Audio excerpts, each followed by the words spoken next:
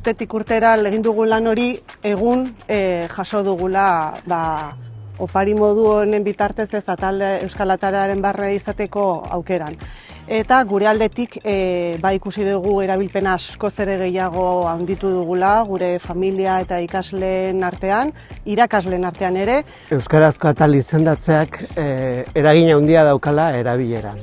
Aldundu egiten gaitu modu batean, euskara hutsez bakarrik funtzionatzeko, ez? Eta hori bada guretzako euskara plan baten barruan ezinbesteko elementu bat, ez? Bai ikusi dugu denborarekin eraldatzen, joan dela gure arteko komunikazioa edo funtzionatzeko era, ez? Lasaitasunez hartu behar duzu, ze hasiera baten agian zati bat eginkizun batzuk erderaz egiten dituzuenak igual gehiago kostako da, orduan ez dezute horregatik larritu behar, ez? Azkenean badago hor prozesu bat, lan bat egin behar dena, denborarekin, etorkizun hurbil batean hori bai, euskarazko atal, euskaraz bakarrik funtzionatzen duen atal bat izateko, ez?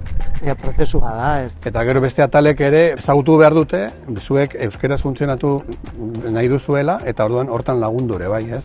Ze askotan gertatzen da, jendea ez dalako enteratzen edo, ez dagoela, ez dezula sentitzen, takit nola esan, konplizitate hori, ez da?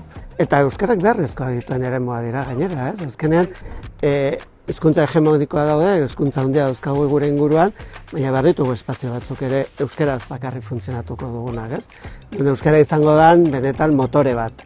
Eta da motorea eremuan, gehi inguruko gainerako ataletan ere, ez? Gogotsu jaso dugu, ilusioz jaso dugu, eta erronka honekin jarraituko dugu euskara zerbitzua eta udalarekin batera egunetik egunera.